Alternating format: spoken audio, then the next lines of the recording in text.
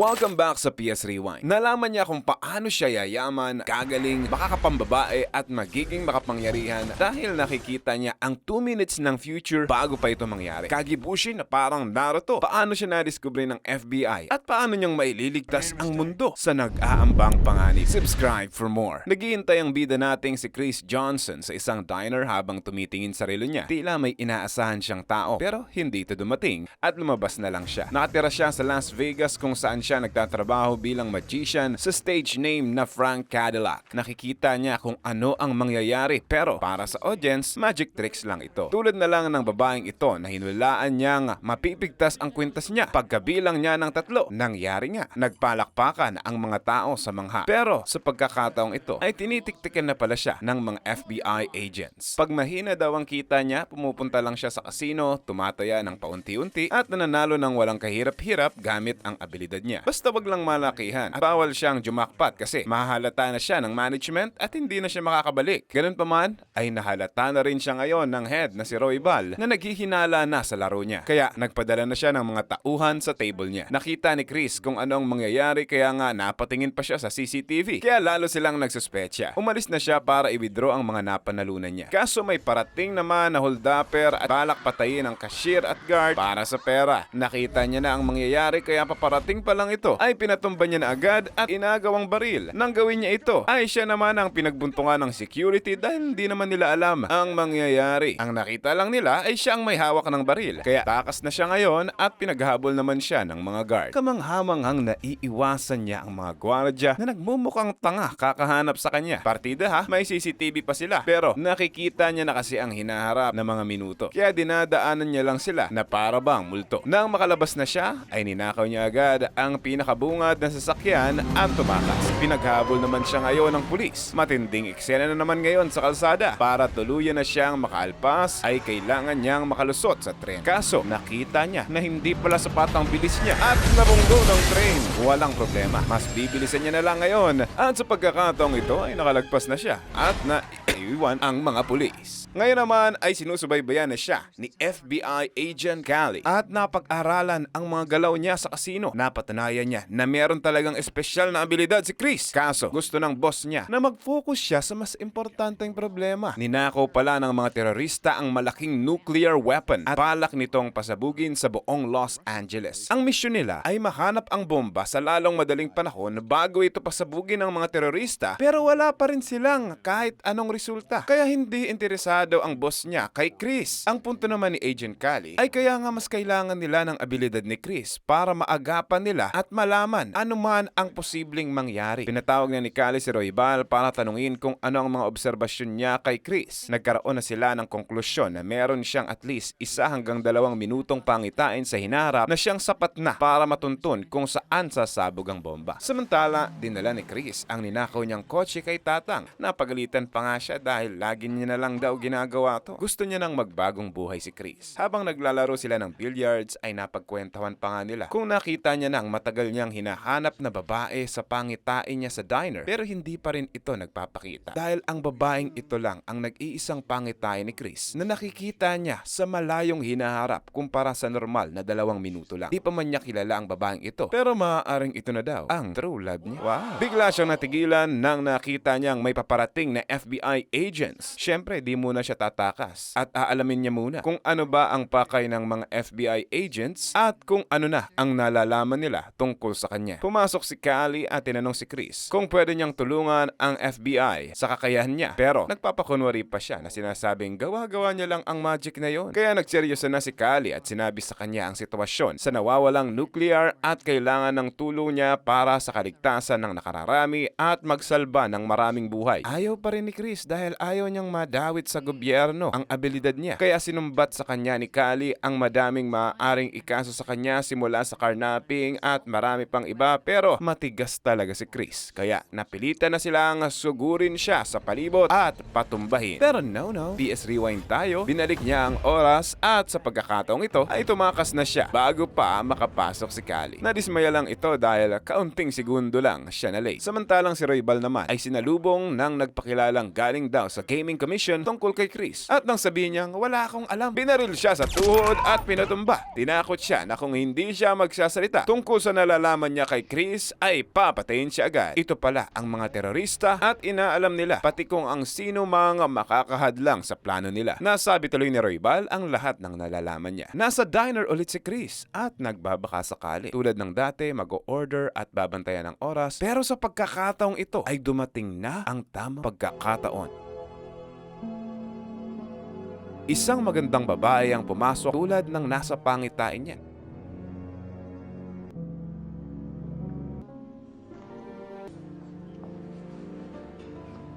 Nilapitan niya agad ito at tinanong kung pwede siyang tabihan. Pero agad naman siya nitong tinanggihan. Gamit ang abilidad niya, syempre umulit siya. Gamit ang iba namang salita. Busted. Nag-pick up line. Busted. Nag-joke. Busted. Hindi basta-basta ang babaeng to. Minsan ay papatayo pa lang siya, ay pinigilan agad siya.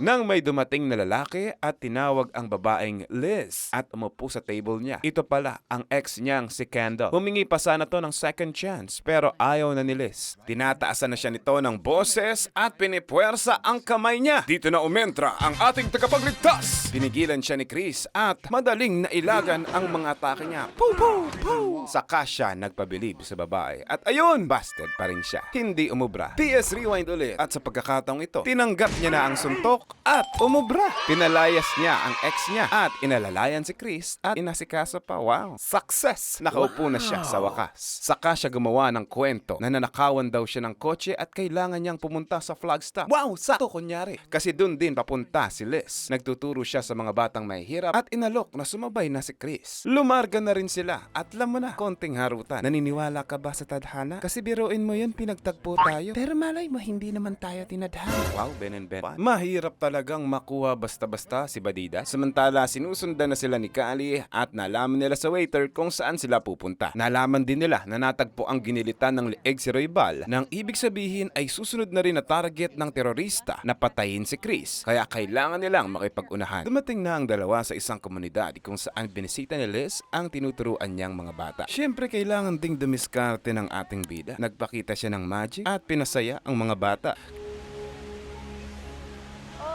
Kaya nagsisimula na tuloy lumambot ang puso-puso ni Inday. Ginabi na silang mag-drive at nakatulog pa nga si Inday sa balikat niya habang nagdadrive. Uy. Kaso, may road blocking ang mga politiko kaya napilitan muna silang magpahinga sa isang motel. Nako, magkasama sila sa isang kama? Nako, delikado na, haha. Siyempre, kunwaring didistansya si Bugoy. Sa kotse daw siya matutulog. Wow! Kaya lalong nahuhulog na si Badiday. Hindi na nga siya makatulog tuloy at nag-aalala sa bida natin.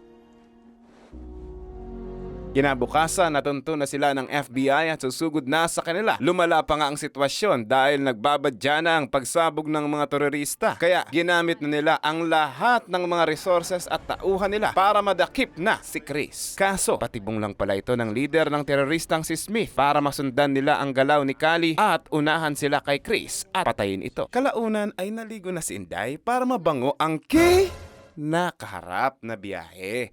At nagpakita pa kay Chris ng nakatuwalya lang at syempre ano pa bang mararamdaman ni Bugoy? Pinuri-puri niya lang ng konti kung gaano siya kaganda at pinakitaan ng mahika kaya tuluyan nang bumigay ang puso-oso ni Badida. Di mapigilan ang umaatikabong nararamdaman. Naghalikan at alam niyo na guys, ang sunod niya, rated LPG yan.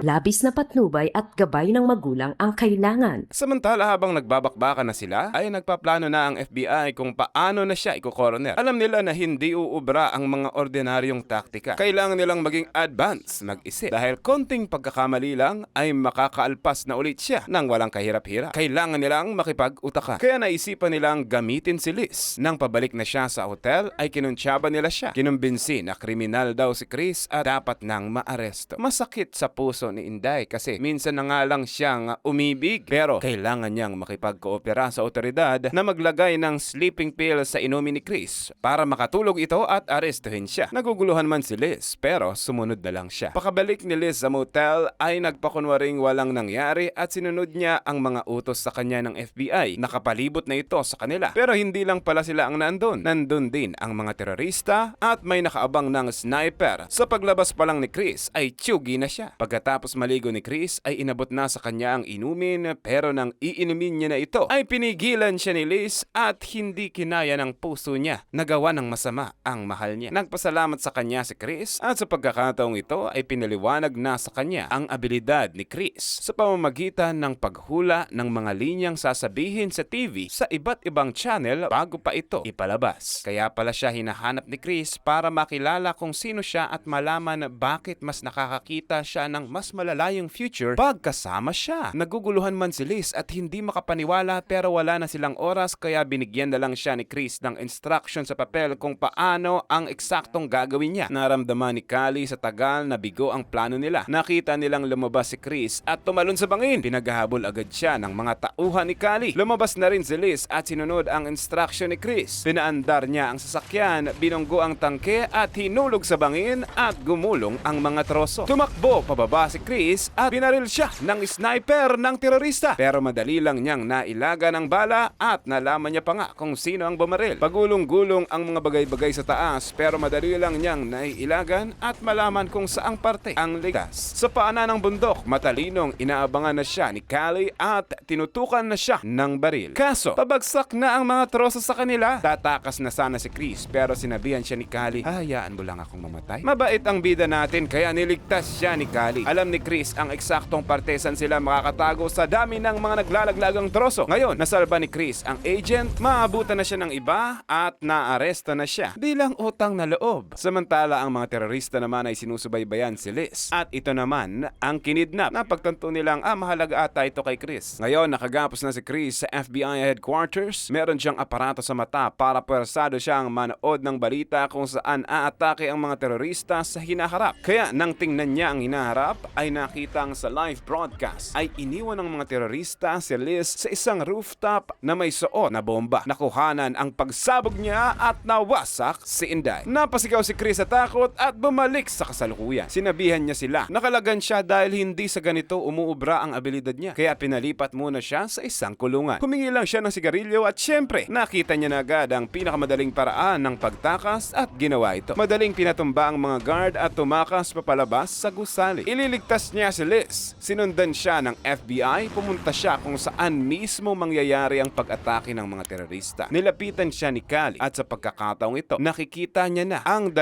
oras ng future. Mas malayo pa sa dati. Nalaman nilang patibong lang ito ng mga terorista para mapatay nila si Chris. Nagkasundo si Chris at Callie na hahanapin niya ang bomba kapalit ng kaligtasan ni Liz. Pumayag ang agent. Lumabas na si Chris nang walang kalaban-laban para barilin siya ng terorista para malaman nila kung nasa ng sniper. Agad nilang natuntun kung saan ito. Kaso, lumaban ito at namatay din agad. Buhay naman si Chris dahil nagpakunwari lang siya at nailagan ito. Susunod na plano ay tingnan niya ulit ang future at nakita niya na kung nasan si Liz. Nababalot ng bomba pati ang sasakyang gagamitin ng terorista para gamitin siyang pain kay Chris. Sa pagkakataong ito, siya na ang nagbi-briefing sa FBI team kung ano ang eksaktong mangyayari. Siya mismo ang leader ng operation kung saan at kung kailan mismo aakto sa bawat senaryo. Simula na ng bakbakan. Tumigil ang van sa mismong lokasyong sinabi ni Chris. Sinusubukang tumakas ng mga terorista. Ayon sa hudyat ni Chris ay binaril ni Callie ang mga gasolina malapit sa van at bumaliktad ito sa matinding pagsabog. Nakatakas si Liz at nagtago. Pinangunahan ni Chris ang team sa paghahanap sa kanya. Go back! Go back! Northeast corner.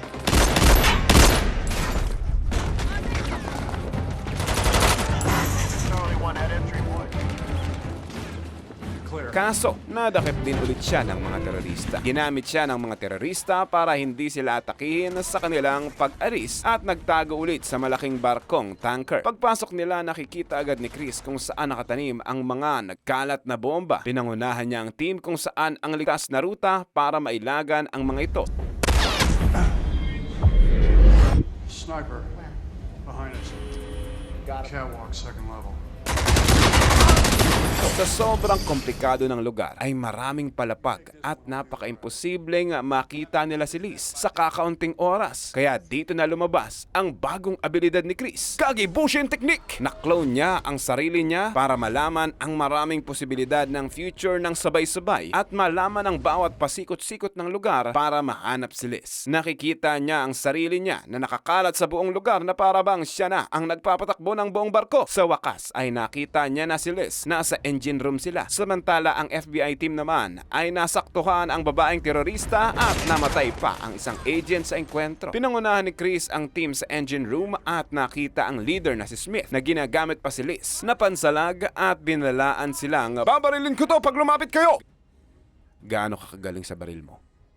Sobra. Kinausap niya ang terorista. Nakikita ko na ang lahat ng pwedeng mangyari dito. At ang dulo ng lahat ng yon ay ikakamatay mo. Susugal pa rin ako! Nakita na ni Chris ang pinakamabilis na solusyon kaya naglakad na siya papalapit at pinagbabaril siya ni Smith. Nailagan niya ang unang bala, pangalawa, pangatlo at para ba siyang sumasayaw na Matrix hanggang sa naubusan na ng bala si Smith. Pasasabugin niya naman ang bomba. Saka ito binaril ni Callie at binaril ang terorista sa ulo. Ubus na ang mga terorista at ligtas na si Liz. At tapos na ang misyon? Hindi pa. Hindi pa nakikita ang nuclear bomb. Wala din ito sa lugar. At naitanim na pala ito sa ibang lugar. Pinakita sa kanya ni Callie ang seismograph kung saan mangyayari ang pagsabog at nang tingnan niya ay nanlumo siya. Nagkamali ako. Ano? Nagkamali ako. Sasabog na. Kailan?